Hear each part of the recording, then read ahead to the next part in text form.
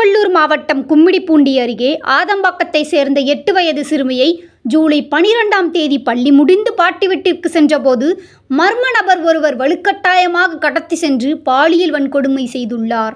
சிறுமி தப்பித்து வீட்டிற்கு வந்த பெற்றோரிடம் கூற அவர்கள் அதிர்ச்சியுடன் போலீசில் புகார் அளித்தனர். கும்மிடிப்பூண்டி டிஎஸ்பி நேரில் விசாரித்து வாக்குமூலம் பெற்ற போதிலும் சம்பவம் நடந்த 8 நாளாகியும் குற்றவாளி கைது செய்யப்படவில்லை. சிசிடிவி கேமரா இல்லாமை விசாரணைக்கு சவாலாக இருந்த நிலையில் தற்போது குற்றவாளியின் புகைப்படம் வெளியிடப்பட்டுள்ளது. சிறுமியின் முகம், வாயில் ரத்தம் கசியும் அளவிற்கு தாக்கப்பட்டிருந்ததால் இந்த கொடூரம் தமிழகத்தில் பெரும் பரபரப்பை ஏற்படுத்தியுள்ளது.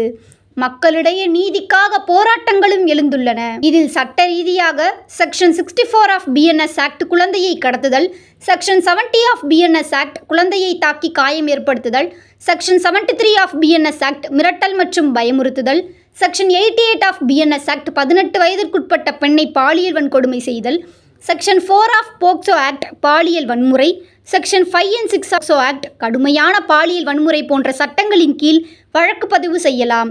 இது போன்ற சட்ட ரீதியான தகவல்களை தெரிந்து கொள்ள ஐகான் லீகலுடன் இணைந்திருங்கள்.